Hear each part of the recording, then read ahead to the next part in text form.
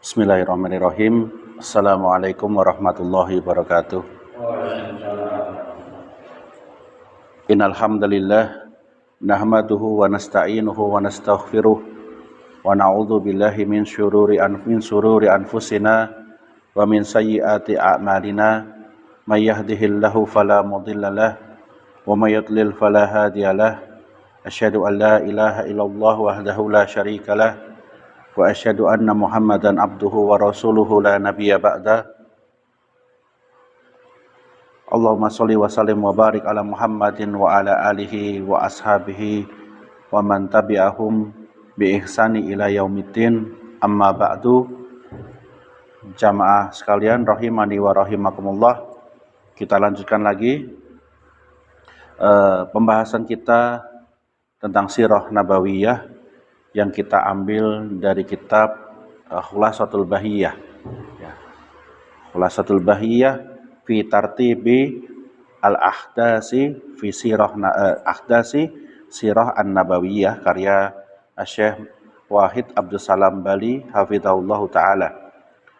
Dan hari ini kita akan membahas pada poin ke-8 atau hal ke-8 terkait dengan sirah Nabi sallallahu alaihi wasallam. Bisa dibaca di kolom atau di kalimat yang ke-8. Beliau berkata di situ, wa fi sanati sadisati minal ba'tsati, pada tahun ke-7 setelah diutusnya Nabi sallallahu alaihi wasallam menjadi nabi dan rasul, ya. Aslama, maka masuk Islamlah Hamzah bin Abdul Muthalib, masuk Islam Hamzah bin Abdul Muthalib, wa Umar bin Khattab radhiyallahu anhuma, dan juga Umar bin Khattab radhiyallahu anhuma. Fa'azzal Islamu bi islamihima, dan Allah Subhanahu wa taala memuliakan Islam dengan keislaman keduanya. Ya. Kalimat ini kalimat yang memiliki dalil, terutama ketika beliau mengatakan fa'azzal islamu bi islamihima. Ini sebagaimana Nabi Shallallahu alaihi wasallam berdoa secara khusus sebetulnya.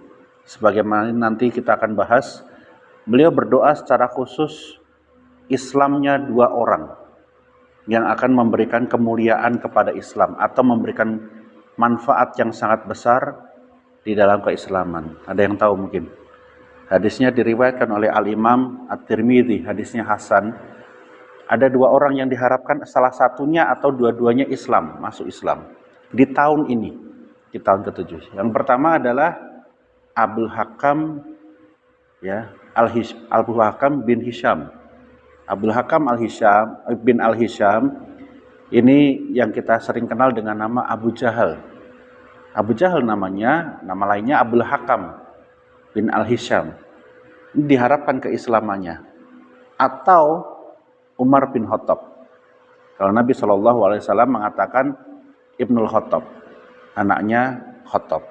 Diharapkan keislamannya karena akan memberikan faedah yang sangat besar bagi kaum muslimin. Nah, jamaah sekalian rahimani wa rahimakumullah, penulis di sini memberikan pembahasan secara khusus terkait dengan Islamnya dua orang, yaitu Hamzah bin Abdul Muthalib dan Umar bin Khattab. Ketika mereka masuk Islam, ada pembahasan khusus, dan ini menjadi kesepakatan di kalangan para ulama ahli sirah bahwasanya Islamnya dua orang ini berbeda dengan Islamnya tokoh-tokoh Islam yang lainnya dari kalangan as-sabiqun al-awwalun, dari kalangan golongan orang-orang yang masuk Islam di awalnya. Mungkin ada yang tahu apa yang sebetulnya berbeda. Masyhur sekali sebetulnya. Kenapa kok dua orang ini menjadi pembahasan khusus?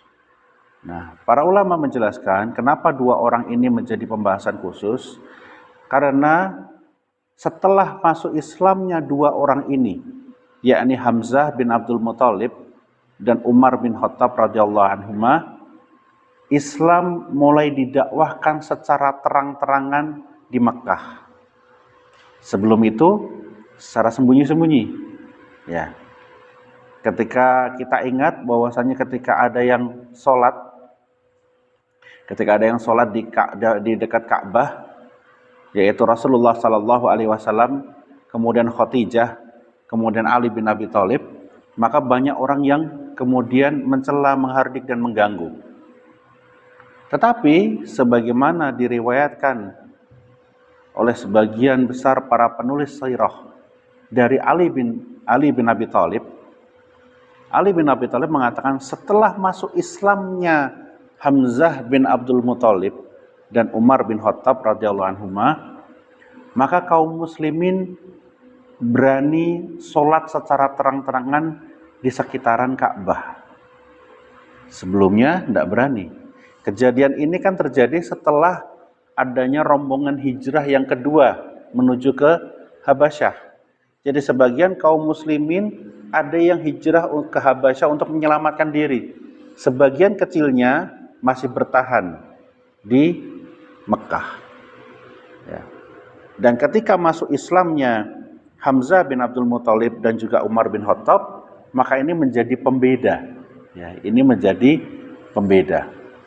Nah, salah satu sebab dikatakan oleh para ulama, salah satu sebab Umar bin Khattab disebut dengan kata-kata Umar Al-Faruq itu adalah ini.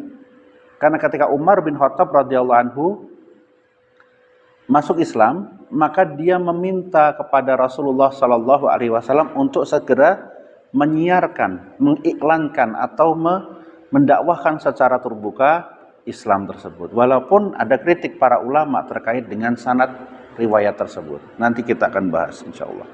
Jadi maksud dari penulis memberikan pembahasan secara khusus tentang masuk Islamnya Hamzah bin Abdul Muthalib dan Umar bin Khattab adalah ada pada kalimat berikutnya itu tadi, fa'azzul islamu bi islamihima, dan Allah Subhanahu wa taala meninggikan Islam dengan masuk Islamnya kedua orang tersebut. Nah, ini pelajaran yang sangat besar sekali. Seseorang yang masuk Islam, apalagi dia dari kafir masuk ke Islam, dia kembali ke pangkuan Islam, maka hendaknya seseorang tersebut bisa memberikan faedah yang besar bagi Islam dan kaum muslimin dengan apa yang sudah dia pengalaman dan juga pengetahuan yang sudah dia dapatkan ketika dulu dia kafir misalnya, atau hal-hal yang dia ketahui yang kaum muslimin banyak tidak ketahui, ya, atau mungkin juga dengan hal-hal yang dia pelajari setelah dia masuk Islam. Maka sudah sewajarnya dan seharusnya seseorang yang masuk Islam itu memberikan manfaat bagi kaum muslimin. Ya, memberikan manfaat yang baik. Bukan malah menambah kerusakan. Ya, sudah cukup. Di kalangan kaum muslimin yang rusak juga sudah banyak, tidak perlu ditambahin lagi. Jadi kalau masuk Islam, jadilah seorang muslim yang baik. Sebagaimana para sahabat ketika mereka masuk Islam membawa kebaikan bagi Islam dan juga kaum muslimin. Lah, ada nggak dari kalangan para sahabat sebagian orang-orang yang ada pada zaman sahabat yang masuk Islam tapi malah memberikan keburukan? Ada. Siapa mereka? Orang-orang munafik di zaman Nabi Shallallahu Alaihi Wasallam. Orang-orang yang menghina Nabi Shallallahu Alaihi Wasallam, orang yang mencela para sahabat dengan mengatakan para sahabat ini orangnya gendut-gendut makanya nggak bisa lari. Yang kemudian dicela oleh Allah Subhanahu wa taala di dalam Al-Qur'an, la ta'tadiru qad kafartum ba'da imanikum. Enggak usah minta izin, minta uzur lagi karena apa? Kalian telah kafir setelah berislam, berarti mereka masuk ke Islam dan mereka kafir lagi. Ada yang seperti itu. Kemudian orang-orang yang dari golongan yang mereka menghalalkan darahnya kaum muslimin, yaitu golongan Khawarij, mereka disifati oleh Rasulullah Sallallahu Alaihi Wasallam di dalam hadisnya yang sahih, ya, mereka masuk ke dalam Islam seperti ya summu kama samhi minar rohiyah, sebagai mana anak panah masuk ke dalam tubuh hewan. Nah, kata-kata as-samhu minar rohiyah anak panah masuk ke dalam hewan buruan, itu nggak seperti kita bayangkan masuk terus gitu ya, anak panah keluar dari busurnya kemudian masuk cerap gitu, enggak. Samhum minarohiyah itu adalah sebuah anak panah yang masuk ke dalam tubuh hewan buruan kemudian keluar lagi. Ini kata-kata yang digunakan oleh Nabi Shallallahu Alaihi Wasallam untuk mensifati orang-orang Khawarij. Mereka masuk ke dalam Islam dan mereka keluar lagi dari Islamnya. Oleh karena itu para ulama berselisih pendapat apakah orang-orang Khawarij itu telah dihukumi murtad atau tidak. Siapa di antaranya orang Khawarij? Banyak yang di zaman kita sekarang orang-orang Khawarij. Orang-orang yang mengkafirkan kaum muslimin hanya karena dosanya. Ini orang-orang Khawarij.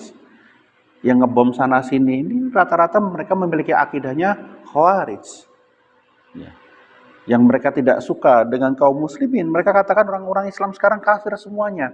Nah, mereka itulah orang-orang Khawarij. Kadang sebagian orang menuduh, oh si fulan itu sukanya ngafir-ngafirin orang. Nah itu orang Khawarij malahan yang ngafirin. Karena keyakinan ahlu sunnah tidak boleh mengkafirkan seorang pun muslim walaupun karena dosa besarnya. Ya, selama dia menegakkan sholat. Selama seseorang masih menegakkan sholat, maka dia tidak dikafirkan. Walaupun dia dosa besar sekalipun. Ya.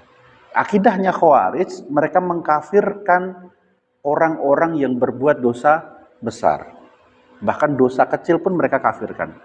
Karena itu orang Khawarij, mereka memang kalau kita lihat, berhati-hati sekali dalam beramal. Jangan sampai ada dosa sedikit pun. Tapi begitu mereka berbuat dosa, mereka keluarkan dari Islam. Dan ini nggak boleh. Nggak boleh. Kenapa tidak boleh? Kenapa kita katakan tidak boleh dan ini bertentangan dengan akidah yang diajarkan oleh Rasulullah Sallallahu Alaihi Wasallam? Karena Nabi Sallallahu Alaihi Wasallam di dalam banyak hadisnya mengabarkan tentang adanya orang-orang yang akan keluar nanti dari neraka walaupun di dalam dirinya ada iman sebesar biji dzarrah. Nah, sebesar biji dzarrah. Dan itu iman sekecil itu tidak mungkin itu amalan besar. Berarti dosanya jauh lebih banyak daripada amalnya. Karena amalnya segitu tok. Nah ini mereka akan keluar dari surga, keluar dari neraka, masuk ke dalam surga. Kemudian ada hadis yang lain yang menyebutkan bahwasannya Nabi Shallallahu Alaihi Wasallam memiliki satu doa yang ditunda. Satu doa makbul yang ditundakan pengabulannya. Dan beliau akan menggunakan doa tersebut nanti di yaumil akhir untuk mendoakan, memintakan kepada Allah mengeluarkan kaum muslimin, hamba-hambanya, kaum muslimin, umatnya Nabi Shallallahu Alaihi Wasallam dari neraka masuk ke dalam surga. Kemudian hadis tentang syafaatul kubro, di mana Nabi Shallallahu Alaihi Wasallam akan bersujud nanti di bawah arsy-Nya Allah Subhanahu Wa Taala memohonkan ampun untuk umatnya, dan masih banyak sekali. Sehingga seseorang yang berbuat dosa tidak dikafirkan. Nah, tetapi orang-orang Khawarij mereka mengkafirkan. Ya, mengkafirkan kaum muslimin karena dosanya. Nah, orang-orang yang seperti ini, masuknya mereka ke dalam Islam atau hadirnya mereka di dalam Islam tidak membawa manfaat, malah membawa mudarat. Ya. Termasuk di dalamnya adalah bertaubatnya orang-orang kaum muslimin dari pemahaman di luar itu. Begitu bertobat malah ngumpulnya sama orang yang seperti itu. Bukan nambah manfaat, malah nambahnya mudarat. Nah, oleh karena itu kita mencontoh dari apa yang dicontohkan oleh para sahabat. Hamzah bin Abdul Muthalib, kemudian Umar bin Khattab, dan para sahabat-sahabat yang lainnya. Mereka ketika masuk Islam memberikan manfaat yang sangat besar bagi kaum muslimin. Ya, kita coba lihat bagaimana Islamnya Hamzah. Islamnya Hamzah bin Abdul Muthalib, ya, ini terjadi 3 hari sebelum keislaman Umar bin Khattab. Jadi antara Umar bin Khattab dan Hamzah bin Abdul Muthalib masuk Islamnya selisihnya 3 hari. Masuk Islamnya selisihnya 3 hari. Ya, tidak lama. Dan itu terjadi pada tahun ke-7 setelah diatusnya Nabi Shallallahu Alaihi Wasallam sebagai Nabi dan Rasul. Berarti butuh waktu 7 tahun untuk bisa akhirnya orang-orang tokoh-tokoh besar ini masuk ke dalam Islam. 7 tahun. Kadang-kadang kita baru berdakwah 1 minggu 2 minggu udah ngarepin itu mbok yo ikut ngaji, mbok yo yang ini ikut ngaji. Sabar. Kita butuh kesabaran. Ya. Karena Nabi Shallallahu Alaihi Wasallam membutuhkan waktu 7 tahun untuk membuat atau membawakan Umar bin Khattab radhiyallahu anhu ke dalam Islam. Allah Subhanahu wa taala membalikkan hatinya Umar bin Khattab.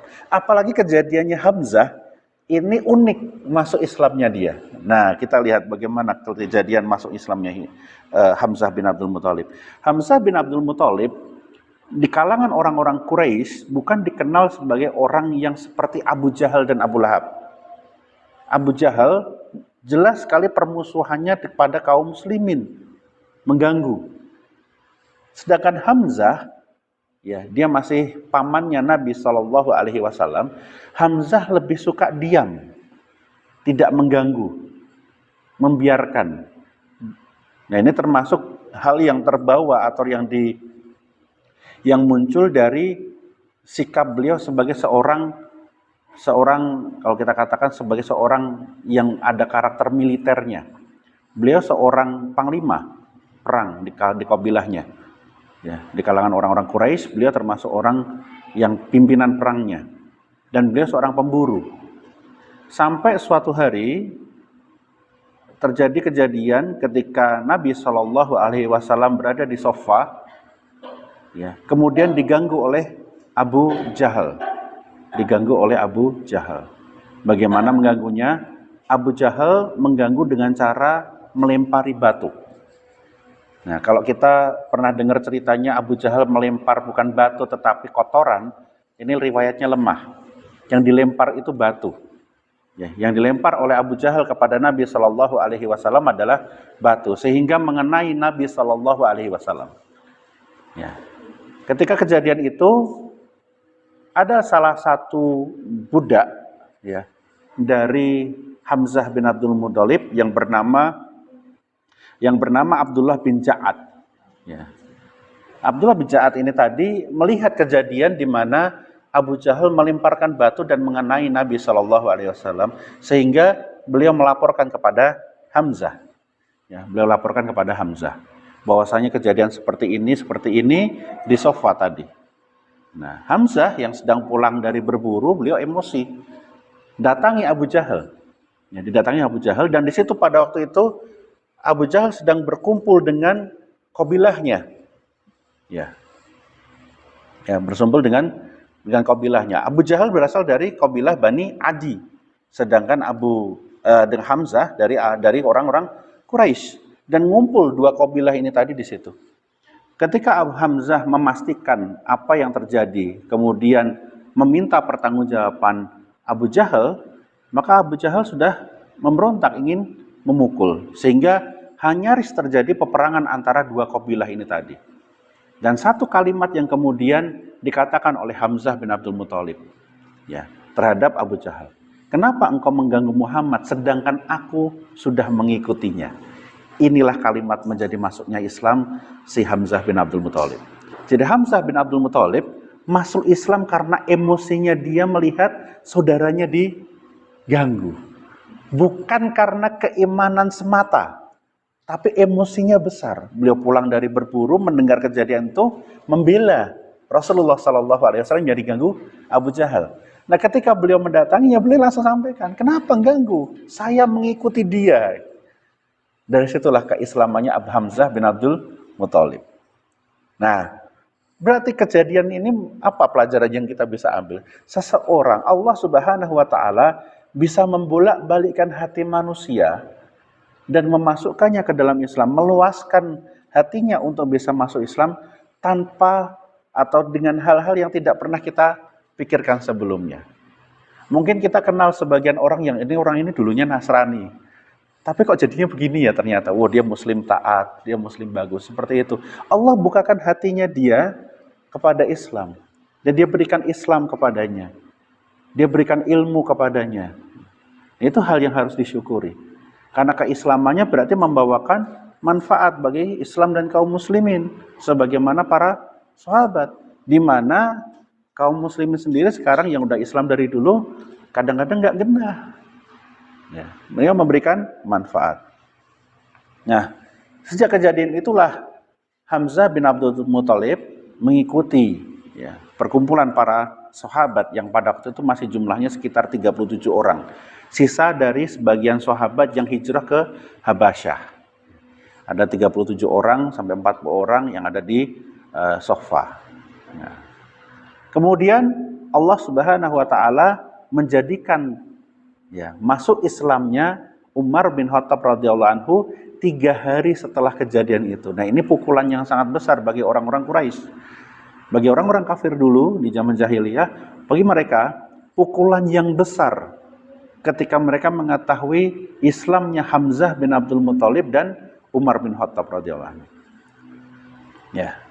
Nah, kalau Islamnya Hamzah bin Abdul Muthalib adalah seperti itu tadi, bagaimana dengan Islamnya Umar bin Khattab? Nah, ini kisahnya masyhur. Ya, kisahnya masyhur. Ada yang tahu bagaimana masuk Islamnya Umar bin Khattab? Surat apa yang mempengaruhi, yang menjadikan Umar bin Khattab masuk Islam? Surat Toha, ya kan? Ini kisah yang masyhur. Sebetulnya ada 2 kisah yang berbeda tentang Islamnya Umar bin Khattab radhiyallahu anhu. Kisah yang pertama, kisah tentang surat Toha. Yang ini masyhur sekali, ya, masyhur sekali. Kemudian kisah yang kedua itu adalah kisahnya surat Al-Haqqah. Kejadiannya berbeda. Kisah yang pertama di surat Toha itu Umar bin Khattab membaca sahifah yang dibawa oleh adiknya yaitu Fatimah. Fatimah binti Khattab, binti Al-Khattab. Dia membawa sahifah, itu tulisannya, itu isinya surat Toha, kemudian dibaca. Kemudian itu dia masuk Islam, nanti kita akan lihat. Kemudian kisah yang kedua, beliau berada di Ka'bah. Umar bin Khattab berada di Ka'bah, mendengar Nabi Shallallahu Alaihi Wasallam membaca surat Al-Haqqah. Kemudian isi dari surat Al-Haqqah itulah yang menjadikan dia tergerak untuk masuk Islam. Yang benar yang mana kira-kira? Yang benar yang mana kira-kira? Kok ceritanya beda-beda? Ceritanya banyak, ada 2. Setidaknya ada 2.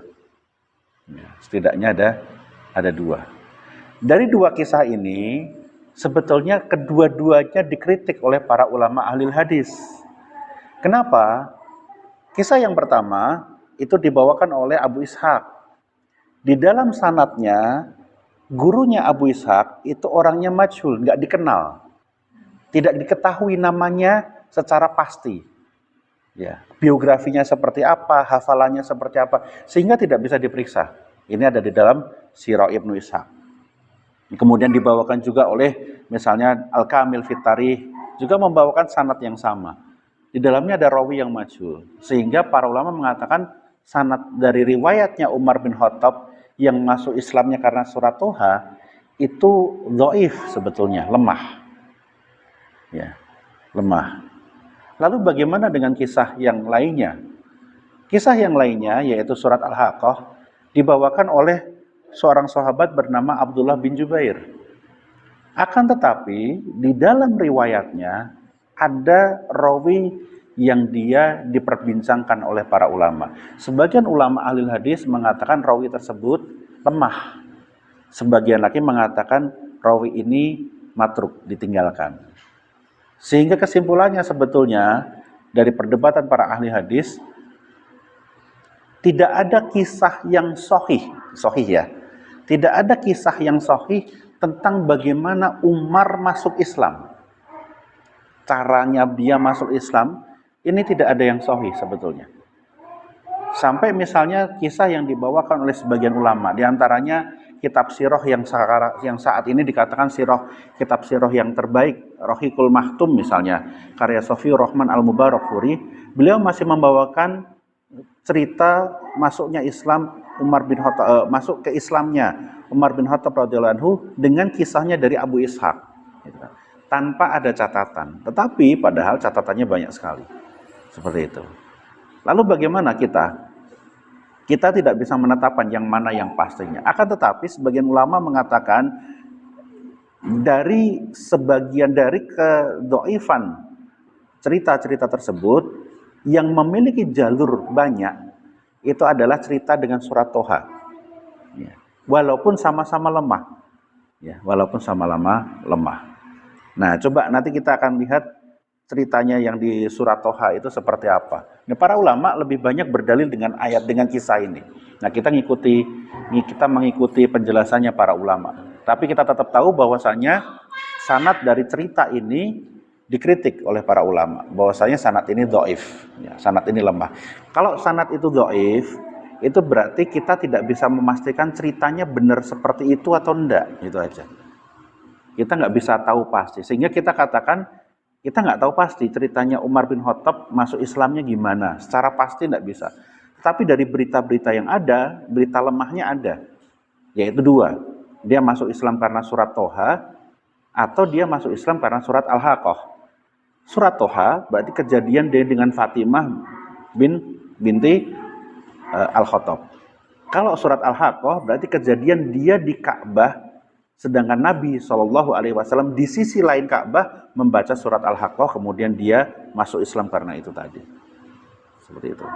Paham nggih, Bapak Ibu? Supaya tidak bingung. Karena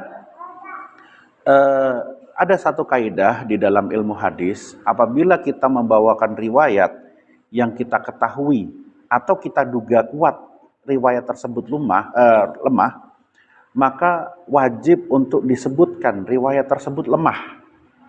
Tidak boleh langsung diberitahukan ini ada riwayatnya seperti ini terus diceritakan tanpa kita mengatakan lemah.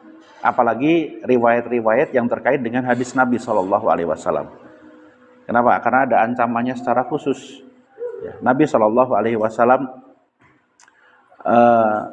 man rawa anni hadisan yaro annahu kadiban fahuwa ahadun minal kadibaini.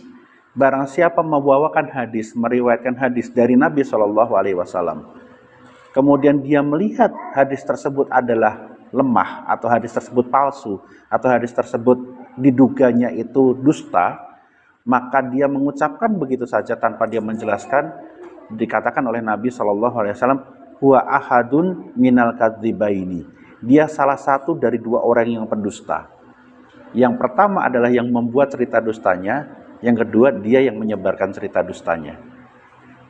Sehingga tidak boleh, maka harus tetap dijelaskan, ada kelemahan di situ. Ya, nah kita coba baca cerita atau kisah masuknya Umar bin Khattab radhiyallahu anhu dari sisi kisah yang dibawakan oleh Al-Imam Ibnu Ishaq di dalam kitab sirahnya. Beliau mengatakan, Al-Imam Ibnu Ishaq mengatakan, wa kana islamu Umaru fiha balagani anna ukhtahu Fatimata bintal Khattab wa kanat indahu Sa'id bin Zaid wa Amri bin Nufail. Dari kisah masuknya Umar bin Khattab radhiyallahu anhu yang sampai kepadaku tentang keislamannya, bahwasanya saudaranya perempuan, yakni saudaranya Umar bin Khattab yang bernama Fatimah binti Al-Khattab, wa kanat indahu Sa'id bin Zaid wa Amru bin Nufail. Pada suatu ketika dia sedang berkumpul dengan Sa'id bin Zaid. Sa'id bin Zaid ini salah satu sahabat yang dijamin masuk surga. Salah satu dari 10 orang sahabat yang dijamin masuk surga, yaitu Sa'id bin Zaid. Sa'id bin Zaid dan juga Amru bin Nufail. Ada 3 orang sedang berkumpul pada waktu itu. Sedangkan Zaid ini adalah siapanya Fatimah. Zaid ini adalah siapanya Fatimah. Ini suaminya. Berarti Zaid, ya, Sa'id bin Zaid ini, ya Ibnu Zaid ini, dia adalah iparnya Umar bin Khattab radhiyallahu anhu. Wa kanat qad aslamat wa aslama ba'luha Sa'id bin Zaid. Dan sesungguhnya Fatimah itu sudah dalam kondisi masuk Islam, dan demikian juga dengan iparnya yaitu Sa'id bin Zaid. Dua-duanya sudah masuk Islam. Wahuma mustakhfiyani bi islamihima min Umar, dan keduanya menyembunyikan keislamannya dari Umar bin Khattab radhiyallahu anhu. Wa kana Nuaim bin Abdullah An-Naham rajulun min qaumihi min Bani Adi bin Ka'ab qad aslama, dan demikian juga Nuaim bin Abdullah An-Naham, dia dari Bani Adi bin Ka'ab, dia juga telah masuk Islam. Jadi pada waktu itu ada beberapa orang yang masuk Islam bersama dengan mereka, yaitu Fatimah, kemudian Sa'id bin Zaid, kemudian ada Nuaim bin Abdullah. Wa kana aidan yastakhfi islamihi faraqan min qaumihi. Maka si Nuaim bin Abdullah ini karena dia dari baninya yang lain, ya, baninya itu lain, bukan Quraisy tapi dari Adi, dia juga menyembunyikan keislamannya dari kaumnya, dan dia jadi nyempil nyendiri. Ya, karena dia Islam, dia sudah masuk Islam, kemudian dia tidak mau supaya keislamannya diketahui, dia pindah tempat. Ya, dia pindah tempat. Wa kana Habab bin Ars, kemudian seorang sahabat yang bernama Habab bin Al-Arts yakhtalifu ila Fatimah bin Al-Khattab yuqra'uhal Quran. Nah, kemudian ada Habab bin Al-Arts yang dia ini bolak-balik ke rumahnya Fatimah untuk mengajarkannya membaca Al-Quran. Fa kharaja Umar yauman mutasyawwihan sayfahu yuridu Rasulullah sallallahu alaihi wasallam wa rahtan min ashabihi qad dzukiru lahu annahum qad istama'u fi baiti inda sofa. Pada suatu hari Umar bin Khattab keluar sambil menghunuskan atau mencabut pedangnya dari sarungnya, dan dia ingin mencari Rasulullah sallallahu alaihi wasallam yang dia dengarkan sedang berkumpul dengan para sahabatnya di sebuah rumah di sofa. Sofa itu bukit sofa, ya. Di sofa. Wahum qaribun min arba'ina, dan orang-orang yang berkumpul bersama Nabi Shallallahu alaihi wasallam pada waktu itu mendekati jumlah 40 orang. Ma baina rijalin wa nisa'in. Dan 40 itu gabungan antara laki-laki dan perempuan. Wa ma'a Rasulillahi sallallahu alaihi wasallam ammuhu Hamzah bin Abdul Muthalib. Dan di antara 40-an orang tadi, hampir 40 orang tadi, ada pamannya Nabi sallallahu alaihi wasallam, yaitu Hamzah bin Abdul Muthalib. Wa Abu Bakar As-Siddiq, dan juga ada Abu Bakar As-Siddiq, wa Ali bin Abi Thalib, dan Ali bin Abi Thalib. Wa fi rijali minal muslimina mimman kana aqama ma'a Rasulillahi sallallahu alaihi wasallam bil Makkah wa lam yakhruju fi man kharaja ilal ardil Habasyah. Dan sebagian laki-laki yang pada waktu itu ikut berkumpul kepada Nabi sallallahu alaihi wasallam adalah mereka yang tidak serta keluar hijrah menuju Habasyah. Ya, tidak keluar menuju Habasyah. Ya, masih ingat enggak ya berapa orang yang hijrah menuju Habasyah yang kedua? Yang hijrah yang kedua ada berapa orang? Ada 70 kebanyakan. 70 kebanyakan. Ada berapa itu kurang lebih? Ada 40 orang. Ada 40 orang. 20 orangan laki-laki, sisanya perempuan. Ya. Ada 40 orang. Sehingga kaum muslimin pada waktu itu jumlahnya kurang lebih 80-an orang. Pada waktu itu cuma 80 orang. Ingat, dakwah Nabi Shallallahu alaihi wasallam sudah berapa lama? 7 tahun. 7 tahun ngumpulnya 40 orang. Nah, kita sabar. Kita berdakwah sabar. Baru berapa pekan. Ya, kita lanjutkan. Falakiyahu, jadi Umar bin Khattab radhiyallahu anhu tadi ketika berangkat menghunuskan pedangnya menuju mencari Rasulullah sallallahu alaihi wasallam, falakiyahu Nuaim bin Abdullah. Dia ketemu Nuaim bin Abdullah. Siapa tadi? Nuaim bin Abdullah dari Bani Adi, yang dia menyembunyikan dirinya, keislamannya, ya. Kemudian Nuaim berkata, "Aina turida ya Umar?" Kamu mau kemana Umar? Faqala uridu Muhammadan hadza sabiyu alladhi faraqa amran Quraisy. Ya, aku pengen bertemu dengan Muhammad karena si orang ini tadi, beliau menyebutkan sobiun. Sobiun, si pemuda ini tadi, si pemuda ini yang dimaksud adalah Rasulullah Shallallahu Alaihi Wasallam telah memecah belah orang-orang Quraisy, memecah belah urusannya Quraisy. Ya. Wasaffahu ahlamaha wa abadinaha wa sabba alihataha fa'aqtulahu. Dan dia ini sudah membuat keributan dan juga mencela agama-agama kita, mencela Tuhan-Tuhan kami, maka aku ingin membunuhnya. Fa'aqtulahu. Maka aku ingin membunuh dia. Dan dia bawa pedang. Ya, kemudian Umar orang Quraisy, ya kan? Dan Rasulullah Shallallahu Alaihi Wasallam dipandang sebagai orang yang mencela Tuhan-Tuhannya, yakni Lata, Uzza dan Manat. Ya, Lata, Uzza dan Manat. Faqala lahu Nuaim, maka Nuaim berkata kepada dia, wallahi laqad gharratka nafsaka min nafsika ya Umar. Demi Allah, sesungguhnya kamu sudah sebetulnya merugikan dirimu sendiri nantinya Umar. Atarobani Abdul Manaf tarokaka tamshi 'alal arti faqad qatalta Muhammadan. Sesungguhnya nanti Bani Abdul Manaf berarti kan dari baninya Nabi Shallallahu Alaihi Wasallam, dari suku Quraisy. Bani Abdul Manaf, keturunannya Nabi, keluarganya Nabi Shallallahu Alaihi Wasallam. Mereka akan meninggalkan dirimu kalau engkau sampai membunuh Muhammad. Ya, kalau sampai membunuh Muhammad. Dan ini benar. Kan Hamzah bin Abdul Muthalib juga seperti itu. Ketika Nabi Shallallahu Alaihi Wasallam dilempar batu oleh Abu Jahal, terluka, beliau marah. Kenapa? Keluarganya. Ya, keluarganya. Nah, ini pelajaran yang sangat penting dari salah satu sifat yang mau ada di dalam orang-orang kafir Quraisy. Ya, salah satu sifat yang ada pada orang-orang Quraisy, orang-orang jahiliyah dulu, itu adalah belaninya kalau saudaranya diganggu. Jadi misalnya ada siapa gitu diganggu, yang belani itu saudaranya tok. Jadi kita membela sesuatu itu karena kita itu saudara saya, satu kelompok sama saya, satu keturunan sama saya dan sebagainya. Ya. Sikap seperti ini dicela oleh Nabi Shallallahu Alaihi Wasallam dan dikatakan sifatun jahiliyatun, sifat jahiliyah. Ya.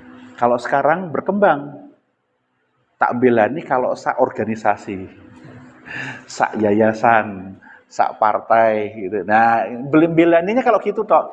Ini sifat jahiliyah yang disebut dengan hizbiyah. Ya.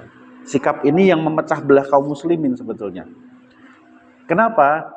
Sikap seperti itu dulu disembuhkan oleh Allah Subhanahu wa taala dengan menyembuhkan hati mereka. Fa'allafa baina qulubihim fa asbahtum bi nikmatihi ihwanan.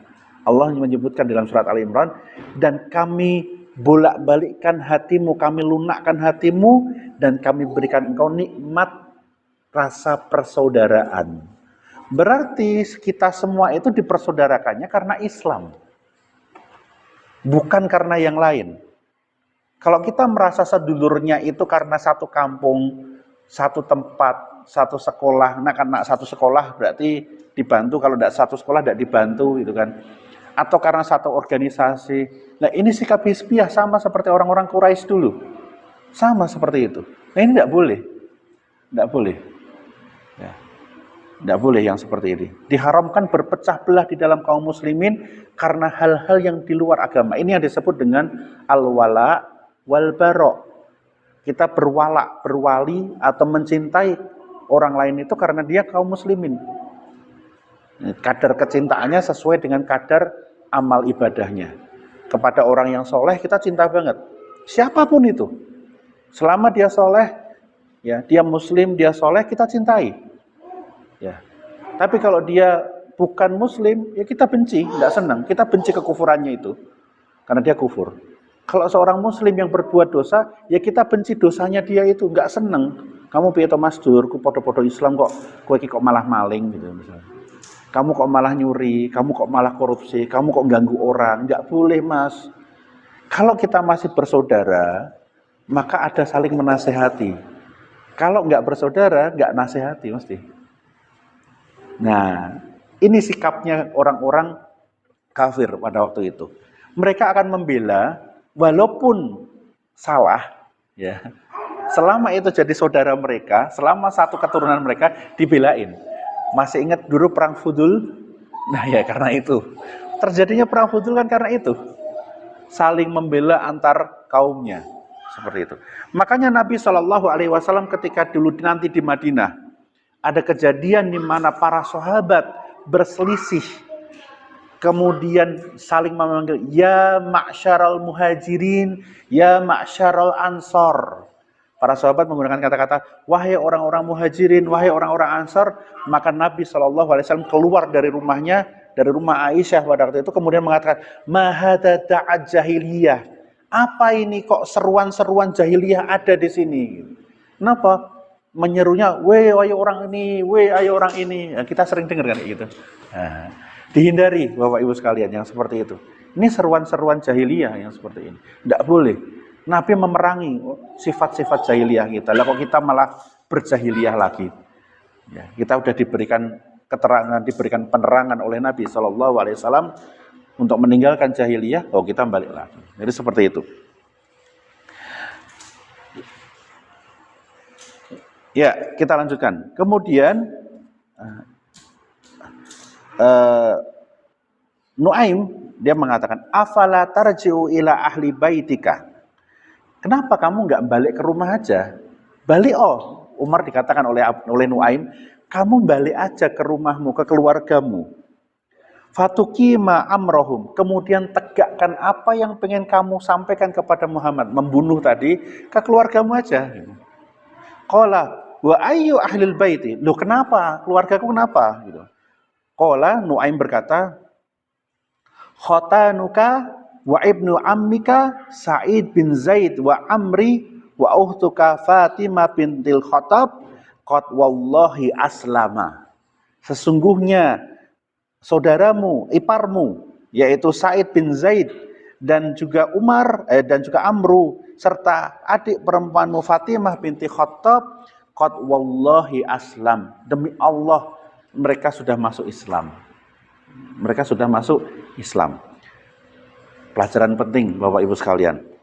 Di sini Nuaim mengatakan, ketika mengatakan keluargamu sudah masuk Islam, beliau menggunakan apa kata-katanya? Faqat wallahi aslama. Demi Allah mereka sudah masuk Islam. Umar bin Khattab enggak kemudian bantah, "Lu kamu juga masuk Islam. Kenapa kamu menyebut kata Allah?" gitu. Enggak. Ini membuktikan orang-orang Quraisy paham Allah.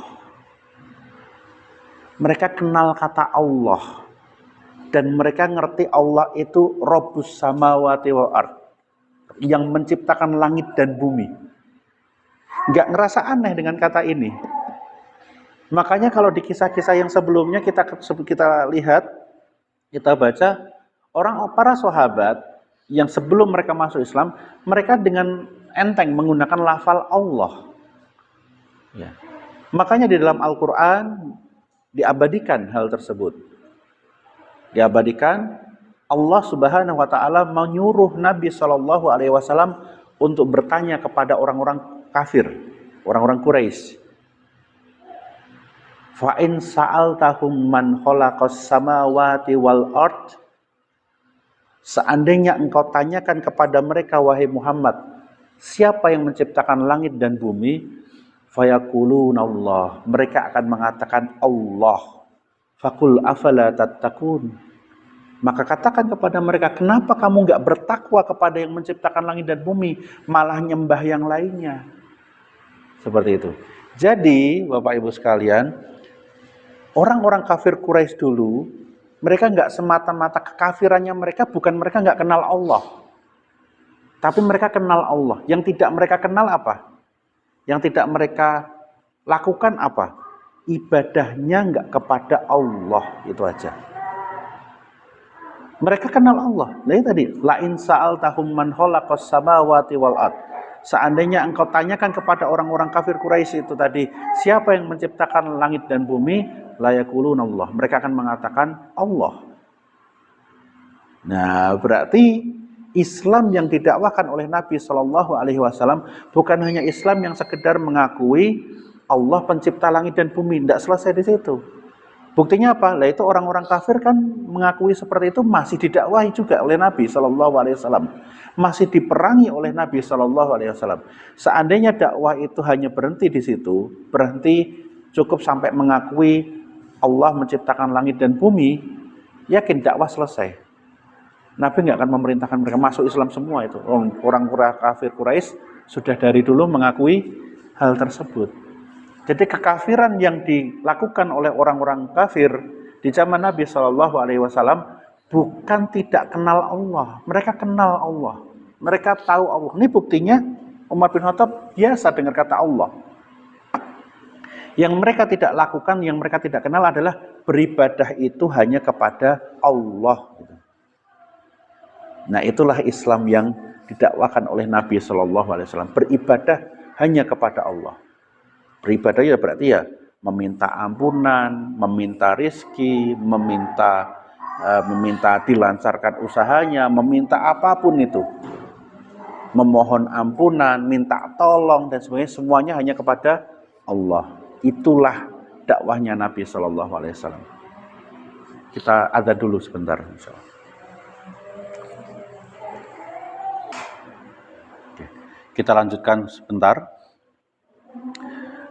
Kemudian Nuaim berkata, ya, faqat wallahi aslam. Mereka itu semua sudah masuk Islam.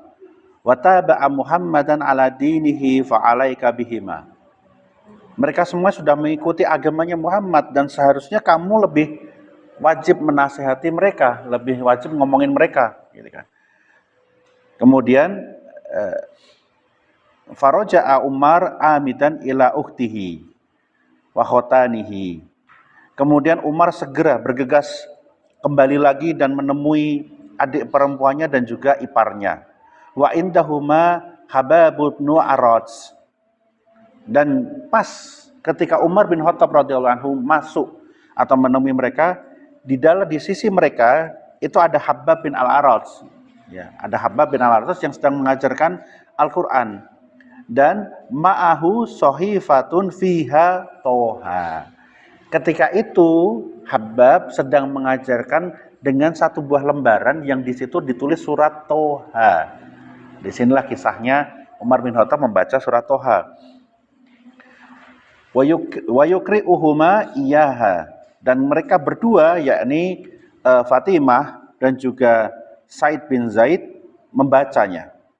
Falamma sa'mi'u hissa Umar taghayyaba Hababun fi khidda'i lahum aw fi ba'dil baiti wa akhadat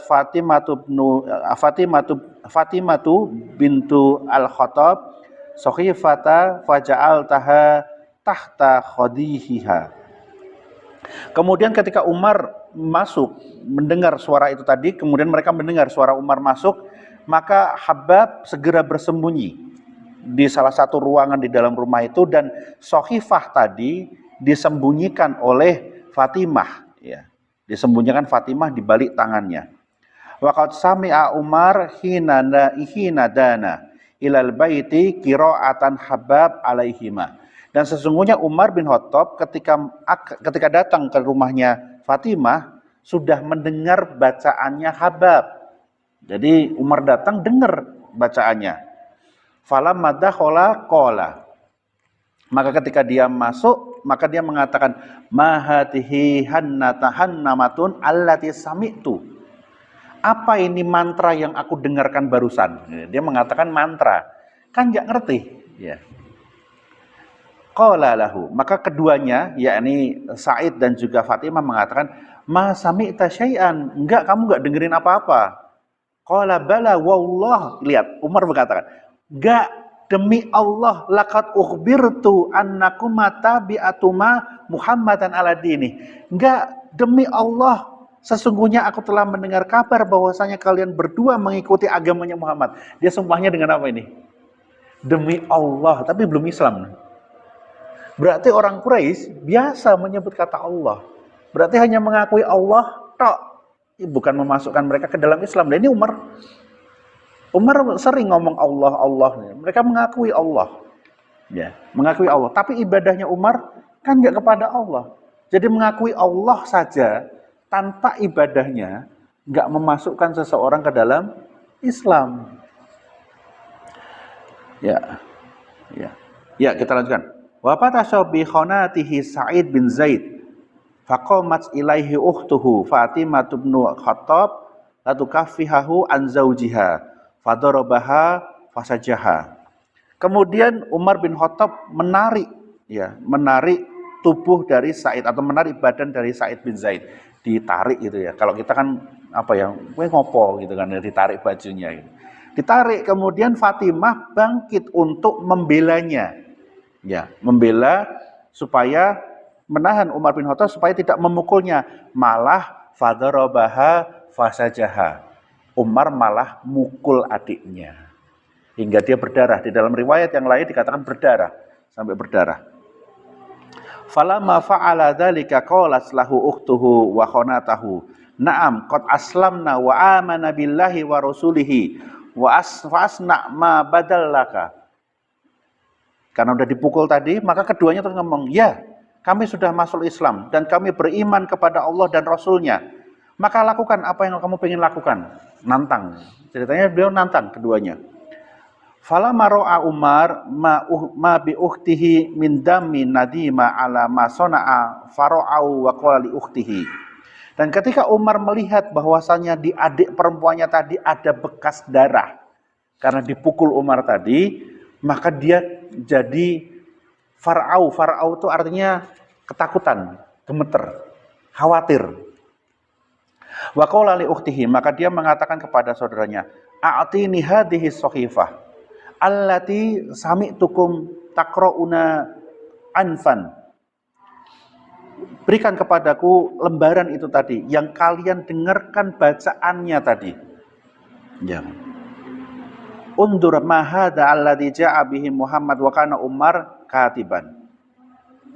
Maka kemudian Umar meminta tulisan itu tadi untuk mengatakan, kita lihat apa yang dibawa oleh Muhammad. Nah, ini bukti bahwasanya Umar bisa membaca. Kenapa? Dia minta tulisannya. Tulisannya diminta, mau dibaca. Umar kalau dia buta huruf, kalau dia ummi seperti Rasulullah SAW, dia nggak bisa baca. Sahifahnya diambil mau diapain gitu. Tapi karena diambil dia bisa baca. Ya. Falamma qala dzalika qalat lahu ukhtuhu. Nah, ketika Umar mengatakan itu, maka adik perempuannya mengatakan, ana nakhsyaka alaika alaiha. Aku tidak akan memberikan ini kepadamu. Qala la takhafi. Udah enggak usah takut, kasih aja. Wa qala falaha bi alihatihi la turaddunaha idza qara'aha ilaiha. Dia takut, si Fatimah takut apabila dia membacanya, maka dia akan mengembalikan, Umar akan mengembalikan mereka ke dalam kekafiran. Falamma qala dzalika Fatimah tabmi fi islamihi faqalat lahu ya akhi innaka najisun ala syirkika wa innahu la yamassuhu illa tahir. Ini pelajaran. Ketika Fatimah mendengar perkataan Umar tadi untuk yang meminta tadi, maka Fatimah mengatakan, ya akhi, wahai saudaraku, innaka najisun ala syirkika. Sesungguhnya kamu najis karena kesyirikanmu. Ya, ini seperti di dalam Al-Qur'an. Ya, seperti di dalam hadis. Kesyirikan, kenajisannya orang-orang non-muslim, orang-orang kafir, itu karena kesyirikannya mereka.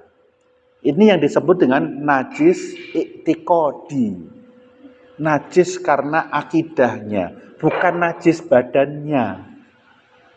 Kenajisan mereka itu i'tiqadi karena kesyirikannya, bukan najis badannya. Jadi jangan nanya kalau misalnya nanti di Roma senggolan sama orang kafir itu, wah saya harus gimana, najis karena orang kan dikatakan di dalam Al-Qur'an innal kafirun najisun, orang kafir najis. Gimana cara ngilanginnya? Enggak, kekafiran mereka itu, kenajisan mereka itu najis karena i'tiqadnya. Seperti Umar bin Khattab yang disebutkan oleh adiknya, innaka najisun ala syirkika.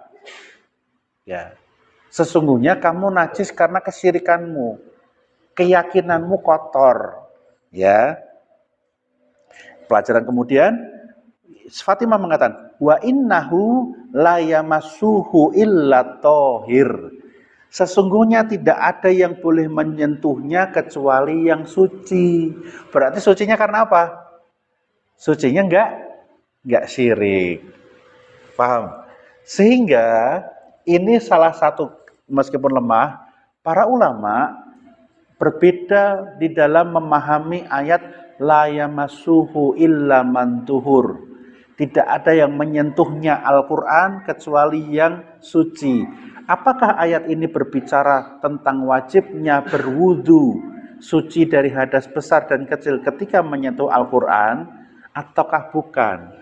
Para ulama menguatkan pendapat bukan. Tetapi yang menyentuh itu adalah Al-Quran yang ada di Lauhil Mahfud. Yang menyentuh maksudnya malaikat. Karena tuhur di situ maksudnya malaikat. Seperti di dalam riwayat ini tadi, la yamassuhu illa tohir. Tidak ada yang tidak boleh nyentuh itu kecuali sudah suci.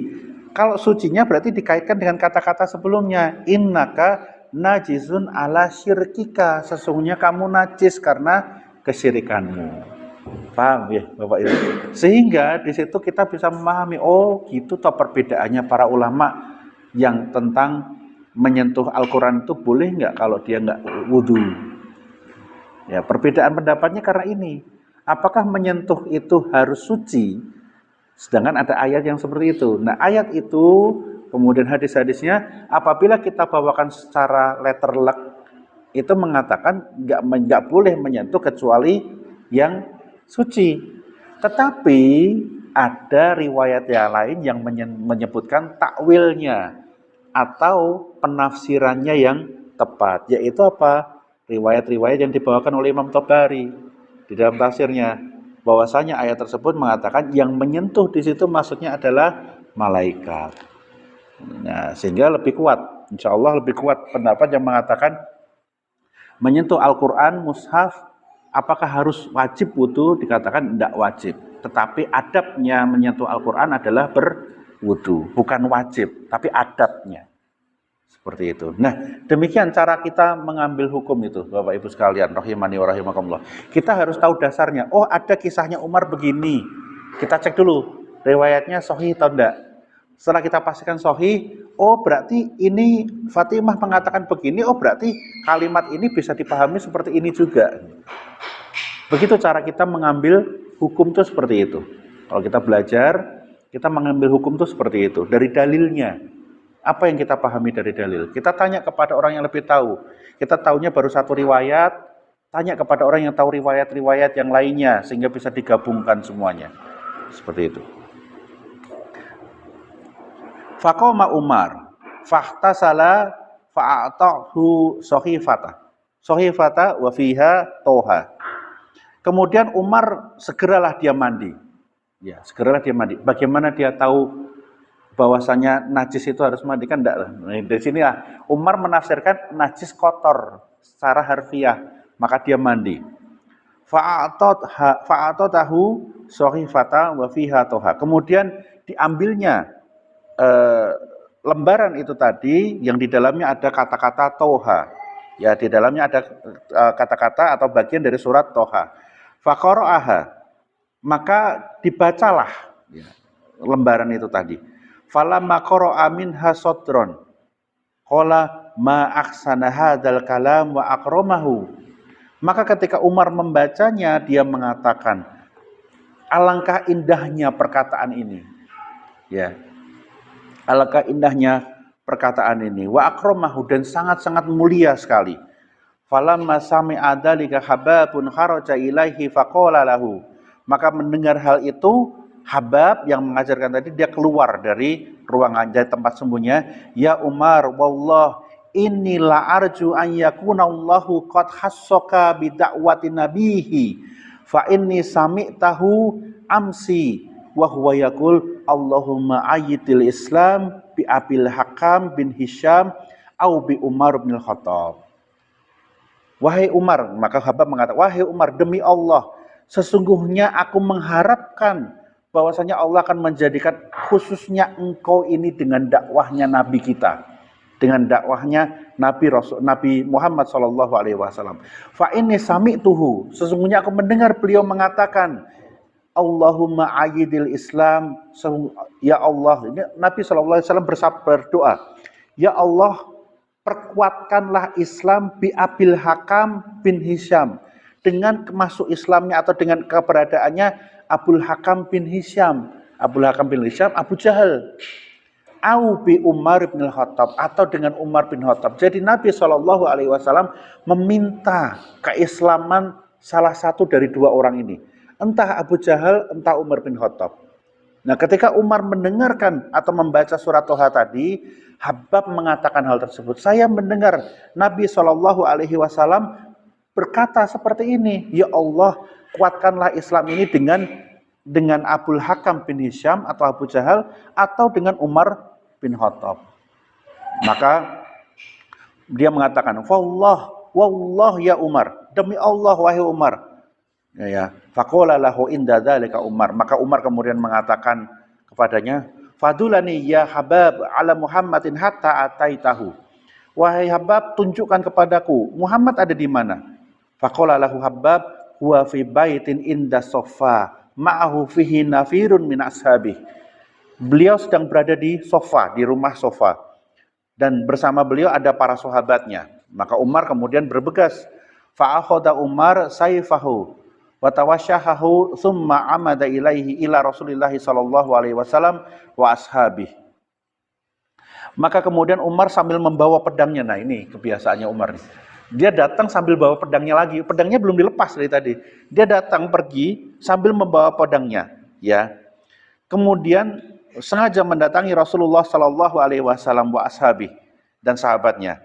Fadaraba alaihil bab, kemudian gedor-gedor pintunya. Ya, siapa sih nggak ketakutan? Umar bin Khattab bawa pedang gedor-gedor pintu.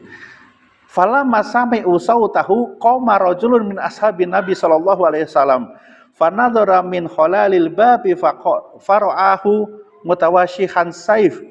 Maka ketika digedor-gedor itu tadi, maka para sahabat yang ada di dalam rumah itu segera ngintip dari balik pintu. Yang dilihat adalah pedangnya. Gemeter dan gemeter. Faqala Hamzah bin Abdul Muthalib. Maka kemudian Hamzah bin Abdul Muthalib, nah ini kan jagoannya ada di sini. Maka Hamzah bin Abdul Muthalib yang pada waktu 3 hari baru masuk Islam 3 hari. Fa'adzan lahu fa in kana jaa yuridul khairan fadalnahu lahu. Wa in kana jaa yuridu syarran faqatalnahu bisayfihi. Ini jagoannya datang. Jagoannya mengatakan, izinkan saja dia masuk. Kalau saja dia datang untuk menghendaki kebaikan, maka kita terima dia. Fa in kana jaa yuridu syarran, kalau dia datang menghendaki keburukan, faqatalnahu bisayfi, kita bunuh pakai pedangnya dia sendiri. Ya, jagoan. Faqala Rasulullah sallallahu alaihi wasallam. Kemudian Rasulullah sallallahu alaihi wasallam berkata, "Idzan lahu," izinkan dia masuk. Fa'adina lahu rajulun wa nahadha ilaihi Rasulullah sallallahu alaihi wasallam hatta laqiyahu fil hujrah. Fa akhadha hujratahu au bimijma'i ridaihi summa jadahu bihi jadidatan syadidatan. Faqala ma ja'a bika ya Ibnul Khattab fa wallah ma ara antan hayya hatta yunzilallahu bika qari'ah. Kemudian diizinkanlah dia masuk oleh Rasulullah Sallallahu Alaihi Wasallam, dan sebagian laki-laki yang pada waktu itu bersama Rasulullah Sallallahu Alaihi Wasallam, para sahabat, ketakutan mereka. Mereka kemudian sebagiannya masuk ke dalam salah satu kamar. Ya, mereka berkumpul dan masuk ke dalam satu kamar itu. Kemudian Rasulullah Sallallahu Alaihi Wasallam berkata kepada Umar, apa yang membawamu kemari, wahai Umar? Nabi lembut. Orang marah datang bawa pedangnya. Kalau kita didatangi orang bawa pedang, gedor-gedor pintu, yang ada kita lapor polisi. Ini Rasulullah SAW tenang. Kamu mau ngapain, Umar? Ya, kamu mau ngapain? Demi Allah, aku tidak melihatmu kecuali engkau itu dalam keadaan murka. Kan tergesa-gesa dia balik ke sana, masuk ke tempatnya Nabi SAW dalam keadaan bawa pedang pula. Faqala Umar, maka Umar kemudian mengatakan, ya Rasulullah. Dia menggunakan kata-kata ya Rasulullah. Lihat, pas ketemu sama Fatimah dia menggunakan kata apa? Muhammad. Dia langsung mengatakan ya Rasulullah. Di dalam riwayat yang lain Rasulullah tertawa mendengar kata-kata ini. Kenapa? Nah kan masuk Islam. Ya Rasulullah, ji'tuka li'umina billahi wa rasulihi wa bima ja'a min indillah. Wahai Rasulullah, aku mendatangimu untuk aku beriman kepada Allah dan kepada Rasulnya, dan dengan apa yang didatangkan dari Allah Subhanahu wa ta'ala. Faqala, maka kemudian rawi berkata, rawi hadis ini, fakabbara Rasulullah sallallahu alaihi wasallam takbiran arafa ahlul baiti min ashabi Rasulillah sallallahu alaihi wasallam anna Umar qad aslam. Maka Nabi sallallahu alaihi wasallam bertakbir dengan takbir yang sekencang-kencangnya, dan beliau memberitahu orang-orang di keluarganya bahwasanya Umar telah masuk Islam. Ya. Banyak kisah, cerita, faidah, pelajaran yang kita dapatkan dari masuk Islamnya Umar. Dibanding dengan masuk Islamnya Hamzah yang terlihat biasa, Umar heboh ya sebagai orangnya. Dan di antara keutamaan Umar, ya disebutkan di dalam riwayatnya Ali bin Abi Thalib, dibawakan oleh Imam Ahmad bin Hanbal di dalam Fadail Sahabah, beliau mengatakan ju'ilallahul haq filisani Umar. Sesungguhnya Allah Subhanahu wa ta'ala menjadikan kebenaran itu ada di lisannya Umar. Jadi apa yang disebutkan, dikatakan oleh Umar benar. Feelingnya Umar tepat ketika dia mengatakan nanti begini loh. Tepat. Makanya Nabi SAW mengatakan sebagian dari tanda kenabian itu adalah mimpi. Dan apabila mimpi itu benar, mimpinya Umar. Yang punya firasat dan mimpi yang tepat itu Umar. Keutamaannya besar sekali Umar bin Khattab. Dan tidak ada sahabat yang secara langsung diberitahu oleh Nabi SAW, bahkan setan terbirit-birit dengan melihatnya, kecuali Umar. Setan ketakutan melihat Umar. Lagi gimana para sahabat nggak ketakutan datang kayak gini kondisi? Ya setan lari udah. Setan lari melihat Umar. Sahabat yang seperti ini dicela oleh satu golongan di dalam kaum muslimin. Apa itu? Orang-orang Syiah Rafidhah. Benci sekali terhadap Umar. Sangat benci sekali. Padahal demikian besar keutamaannya Umar bin Khattab. Lihat bagaimana Islam itu diunggulkan oleh Allah Subhanahu wa ta'ala melalui perantara masuk Islamnya Hamzah bin Abdul Muthalib dan Umar bin Khattab. Hamzah meninggal nanti di perang Uhud. Di perang Uhud Hamzah meninggal. Yang melanjutkan siapa? Yang membela, meninggikan Islam ini. Kalau dua harangan ini meninggal, tinggal satu, Umar bin Khattab. Dan di zaman Umar bin Khattab menjadi khalifah, Allah perluas kekuasaannya kaum muslimin. Parsi hancur di tangannya Umar bin Khattab. Jadi besar sekali keutamaannya Umar bin Khattab. Dan tidak ada celah bagi kita untuk mencela Umar bin Khattab. Ya, mungkin seperti itu. Insya Allah kita lanjutkan pertemuan berikutnya.